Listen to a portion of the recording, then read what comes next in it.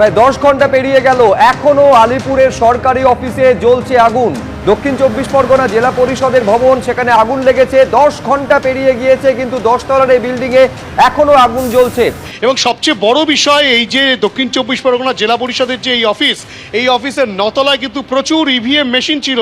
সেই সব ইভিএম মেশিনগুলো কিন্তু একের পর এক বিস্ফোরণ ঘটছে সেগুলোর ভেতরে, এবং সেখানে কিন্তু আগুন আরো দ্রুততার সঙ্গে ছড়িয়ে পড়ছে। 4000 ইভিএম, দক্ষিণ 24 পরগনা জেলার 10টি বিধানসভার 4000 ইভিএম পুড়ে ছাই, পুড়ে শেষ। তাহলে কি প্রমাণ লোপাট করার জন্য এই অগ্নিকাণ্ড, যে দাবিটা বিরোধী পক্ষ থেকে তোলা হচ্ছে, বিরোধী শিবির থেকে করা হচ্ছে? কারণ আপনারা জানেন, আদালতের নির্দেশ অনুযায়ী এই ইভিএমগুলো 45 দিন সংরক্ষণের কথা ছিল। 45 দিন নির্বাচন কমিশনকে সংরক্ষিত করে রাখতে বলেছিল, যেখানে সবেমাত্র 37-38 দিন হয়েছে। সেখানে 37-38 দিনের মাথায় এই সমস্ত দক্ষিণ 24 পরগনা জেলার যে 10টা বিধানসভার ইভিএম ছিল তা পুড়ে একেবারে ছাই হয়ে গেল। কোনো প্রমাণপত্র রইল না এই 10টি বিধানসভার। এবং এই অগ্নিকাণ্ডের চরিত্র বা এই অগ্নিকাণ্ডের গতিপ্রকৃতি কিন্তু বিরোধী পক্ষের সেই তোলা দাবিকে আরও বড় প্রশ্নচিহ্নের মুখে রেখে দিচ্ছে। হ্যাঁ, বড় প্রশ্নচিহ্নের মুখে রেখে দিচ্ছে এই কারণে, প্রথম দক্ষিণ 24 পরগনা জেলা পরিষদের যে অগ্নিকাণ্ডের ঘটনা জানা যায় তা শুরু হয়েছিল 4 ও 5 তলাতে, যেখানে বন দপ্তরের বিভিন্ন অফিস ছিল এবং বন দপ্তরের বিভিন্ন ডিপার্টমেন্ট ছিল। কিন্তু সেই 4-5 তলায় অগ্নিসংযোগ বা আগুনের ঘটনা ঘটার পরে হঠাৎ মাঝখানের 6, 7, 8 তলা বাদ দিয়ে আগুন ছড়িয়ে পড়ে 9 ও 10 তলা। অর্থাৎ প্রথমে আগুন লাগে 4 ও 5 তলাতে, সেই 4-5 তলার আগুন মাঝখানের 6, 7, 8 তলা ছেড়ে কিভাবে 9 ও 10 তলাতে চলে যায়, যেখানে এই দক্ষিণ 24 পরগনা জেলার 10টি বিধানসভার এই 4000 ইভিএম সংরক্ষিত ছিল। হ্যাঁ, সেই জায়গা থেকে কিন্তু এই বিরোধী পক্ষ অর্থাৎ বিরোধী শিবিররা যে দাবিটা করছে যে সম্পূর্ণ পরিকল্পিতভাবে এই দক্ষিণ 24 পরগনা জেলা পরিষদে অগ্নিসংযোগের ঘটনা ঘটানো হয়েছে, তা মান্যতা পাচ্ছে। আপনারা জানেন, ঠিক যেমনভাবে এই নিট প্রশ্নপত্র কেলেঙ্কারি এবং সিবিএসই প্রশ্নপত্র ফাঁসের পরে ককরোচ জনতা পার্টির পক্ষ থেকে এবং গোটা ভারতবর্ষের সাধারণ জনগণের পক্ষ থেকে যখন ভারতীয় শিক্ষা দপ্তর ও শিক্ষা মন্ত্রকের দিকে প্রশ্ন উঠতে শুরু করেছিল, তারপরে হঠাৎ আমরা দেখেছিলাম শিক্ষামন্ত্রীর অফিসে আগুন লেগে গিয়েছে, সব কিছু ভস্মীভূত হয়ে গিয়েছে, কোনো কিছু নেই শিক্ষামন্ত্রীর অফিসে, পুরো ছাই হয়ে গিয়েছে। ঠিক সেই একই রকমভাবে দক্ষিণ 24 পরগনা জেলা পরিষদের যে 4-5 তলা আগুন লেগেছিল, সেই 4-5 তলার আগুন 6, 7, 8 তলা ছেড়ে দিয়ে 9 ও 10 তলাতে, যেখানে 10টি গুরুত্বপূর্ণ বিধানসভা, যে প্রশ্ন উঠছে যে বিধানসভাগুলোর নাকি ভারতীয় জনতা পার্টি জয়লাভ করেছে, সেই বিধানসভা আসনগুলোর যে ইভিএম সংরক্ষিত ছিল, সেই সংরক্ষিত ইভিএমগুলো সব পুড়ে ছাই হয়ে গেল। কি চলছে এদেশে? কি শুরু করেছে এই সরকার? কি চাইছে এই সরকার? নির্বাচন কমিশন, যারা নিরপেক্ষ হওয়ার কথা, সেই নির্বাচন কমিশনের মাথায় বসা নির্বাচন কমিশনার নির্বাচন ফলাফল বেরোনোর একদিনের মধ্যে তিনি তার পদ থেকে রিজাইন করে মুখ্যমন্ত্রীর চিফ সেক্রেটারি হয়ে যাচ্ছে। নিট প্রশ্নপত্র ফাঁসের পর শিক্ষামন্ত্রীর দপ্তরে, শিক্ষামন্ত্রীর অফিসে আগুন লেগে যাচ্ছে। 10টি গুরুত্বপূর্ণ বিধানসভা বিতর্কিত, যে 10টি গুরুত্বপূর্ণ বিধানসভা নিয়ে একাধিক প্রশ্ন উঠছে, সেই বিতর্কিত 10টি বিধানসভার ইভিএম পুড়ে ছাই হয়ে যাচ্ছে। ক্ষমতা দখলের পরে রাজ্যের মুখ্যমন্ত্রীর আত্মসহায়ক খুন হয়ে যাচ্ছে। আর তা নিয়ে প্রশ্ন করলে দেশদ্রোহী, দেশবিরোধী, পাকিস্তানি এজেন্ট, হিন্দু বিরোধী, জেল। কি চাইছে সরকার? দেশটাকে উত্তর কোরিয়া বানাতে? কি চাইছে? ক্ষমতার বলে গণতন্ত্র শেষ করে একনায়কতন্ত্র প্রতিষ্ঠা করতে? না, প্রথম সারির কোনো মিডিয়াকে সে প্রশ্ন করতে শুনবেন না, প্রথম সারির কোনো মিডিয়াকে সে সংবাদ পরিবেশন করতে দেখবেন না। তারা তো এখন ব্যস্ত সরকারের তাবেদারি করতে, শাসকের পা চাটতে।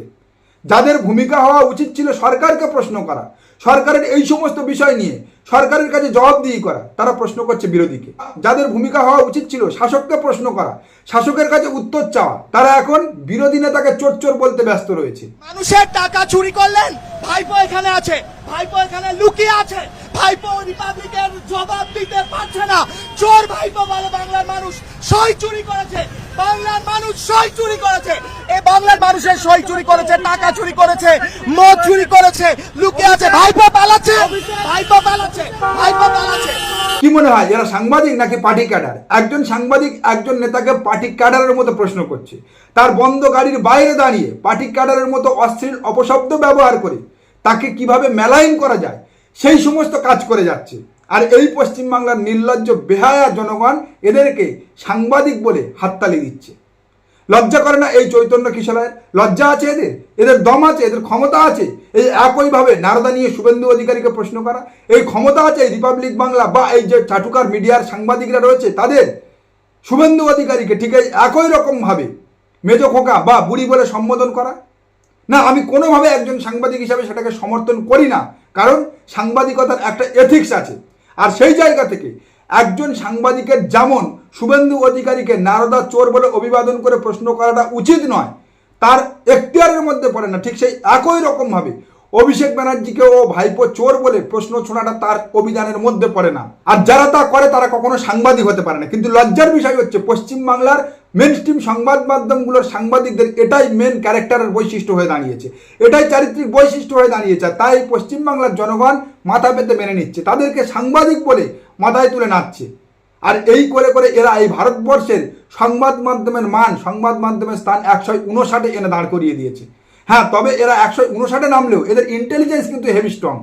গতকাল যখন অভিষেক বন্দ্যোপাধ্যায়কে ভবানী ভবনে সিআইডি দপ্তরে ইন্টারাকশন করা হচ্ছে, প্রশ্ন করা হচ্ছে, তখন এরা লাইভে, এই পশ্চিমবাংলার 5-6টা মিডিয়ারা লাইভে দেখাচ্ছে অভিষেক বন্দ্যোপাধ্যায়কে কি কি প্রশ্ন করা হচ্ছে।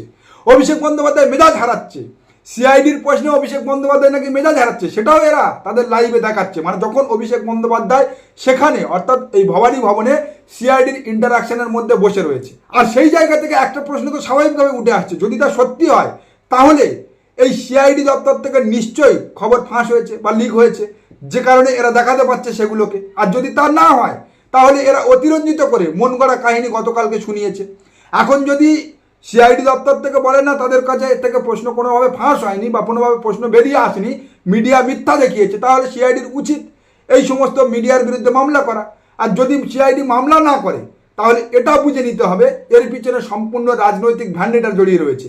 আর আমি আপনাদের গতকাল বলেছিলাম, যখন অভিষেক বন্দ্যোপাধ্যায় হাজিরা দিতে বা ইন্টারাকশনে ঢোকে এই ভবানী ভবনে, তখন আমি লাইভে এসে আপনাদের বলেছিলাম অভিষেক বন্দ্যোপাধ্যায় ভবানী ভবন থেকে সিআইডি দপ্তর থেকে মাথা উঁচু করে বেরিয়ে আসবে।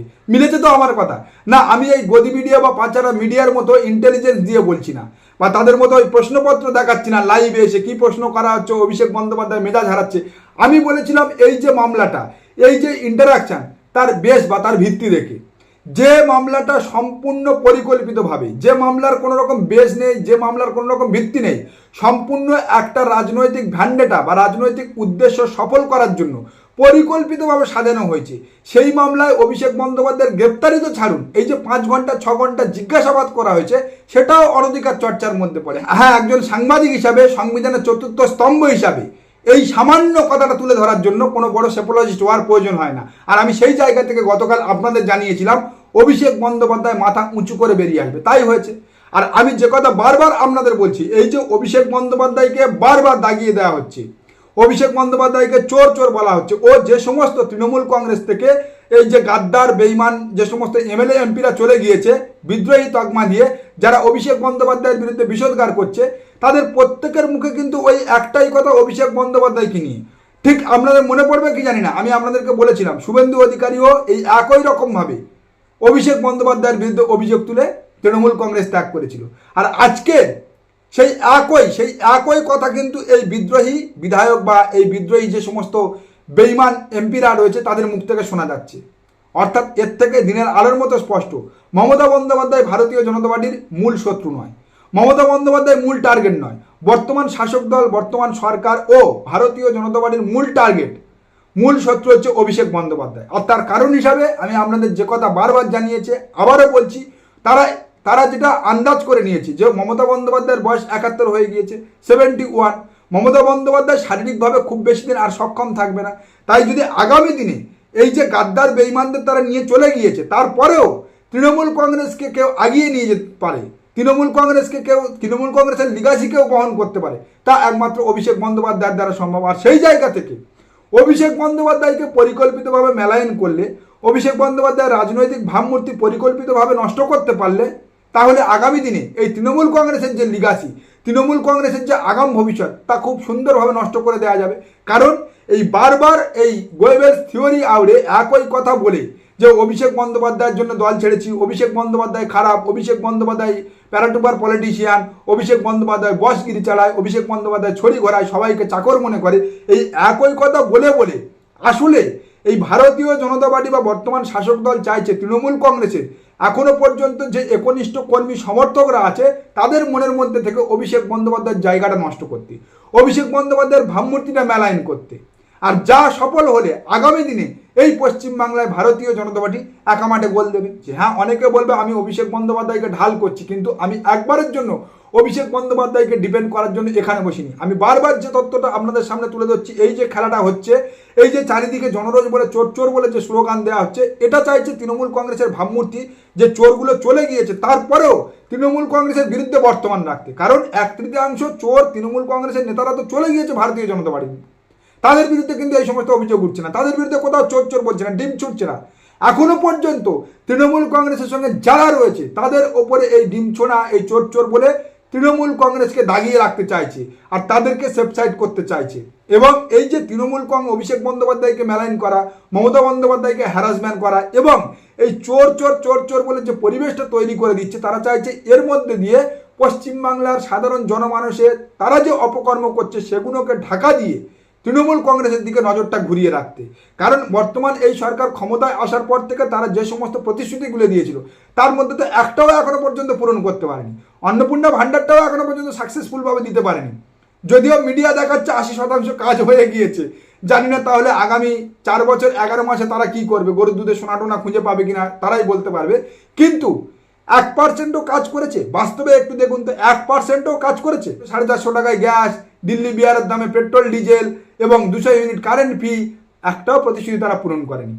যুবশক্তির কথা তো বাদ দিন, বাকি প্রকল্পগুলো ছেড়ে দিন, একটাও প্রতিশ্রুতি পূরণ করেনি। আর তারপরেও এই পশ্চিমবাংলার মিডিয়া কিন্তু সরকার পক্ষের হয়ে একবারে ঢালাও প্রশংসা করে যাচ্ছে, পা চেটে যাচ্ছে। যেমন গতকালকে একটা খবর আপনারা নিশ্চয়ই দেখেছেন যে এই পশ্চিমবাংলায় সব থেকে বড় দই ফ্যাক্টরি হতে চলেছে হাওড়াতে।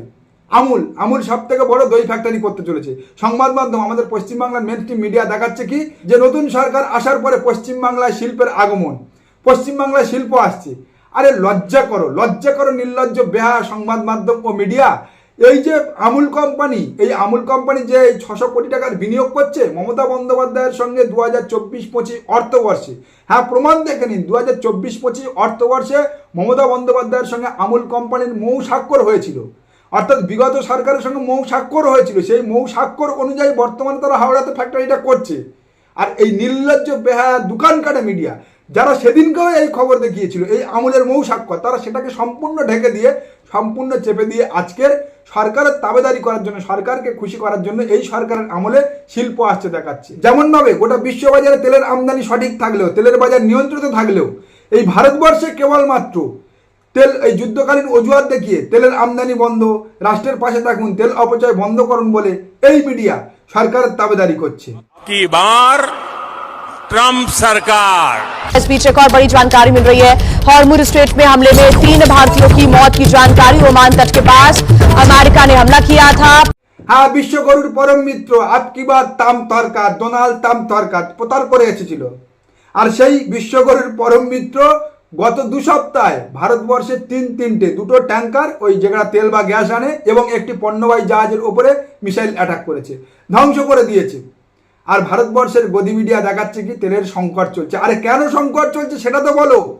সারা পৃথিবী জুড়ে কোথাও তেলের সংকট নেই, সব রাষ্ট্রে জাহাজ আসতেছে, সব রাষ্ট্রে হরমুজ প্রণালী দিয়ে অন্যান্য চীনের জাহাজ চলছে, পাকিস্তানের জাহাজ চলছে, বাংলাদেশের জাহাজ চলছে, আর বন্ধ আছে কেবলমাত্র ভারতবর্ষের জাহাজ। এবং ভারতবর্ষের জাহাজ যখন আসছে ওমান হয়ে, তখন কি করছে আমেরিকা সেটাকে ধ্বংস করে দিচ্ছে, যাকে পরম মিত্র পরম বন্ধু বলে আমাদের বিশ্বগুরু আপকি বাত ডোনাল্ড ট্রাম্প সরকার প্রচার করে এসেছিল।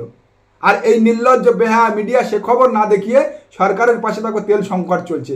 আর সংকটটা কেন চলছে, সংকটটা কোন কারণে চলছে, কার কারণে চলছে সেটা বলার ক্ষমতা আছে, সেটা বলার ধক আছে?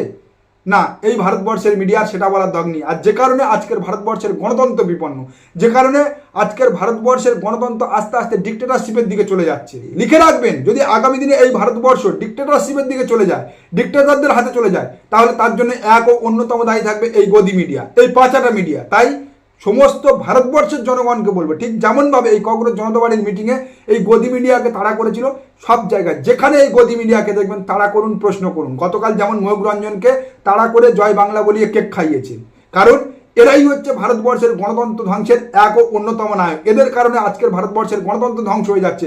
এরা সরকারকে প্রশ্ন করার পরিবর্তে বিরোধীকে প্রশ্ন করছে, ঠিক যেমনটা সরকার এদের শিখিয়ে দিচ্ছে। গতকাল একরামুল বাঙানি, আপনারা চেনেন, ইনসাম বাংলার সাংবাদিক, আমি পোস্ট করেছিলাম, সে শর্ত সাপেক্ষে জামিন পেয়েছে, যাকে এনআইএ মামলায়, মালদার এনআইএ মামলায় ফাঁসানো হয়েছিল। আমি সেই জায়গা থেকে ভারতবর্ষের জনগণকে, বাংলার জনগণকে বলবো, যারা আজকের সোশ্যাল মিডিয়াতে বলছেন মুখ বন্ধ করে রাখুন, চুপ করে থাকুন, এই সরকারের বিরুদ্ধে কিছু বললে জেলে ঢোকাবে, চুপ করে কেন থাকবেন?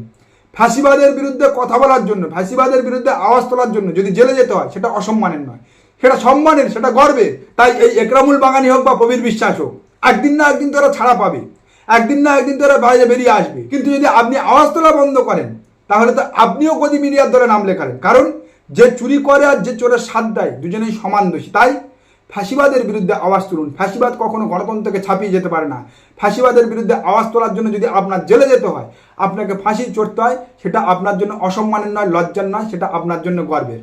নমস্কার, আজকের প্রতিবেদন এখানে শেষ করছি। দেখা হচ্ছে আগামী কোনো প্রতিবেদনে। আমাদের প্রতিবেদন সম্পর্কে আপনাদের মতামত অবশ্যই জানান আমাদের কমেন্ট সেকশনে। ভালো থাকবেন।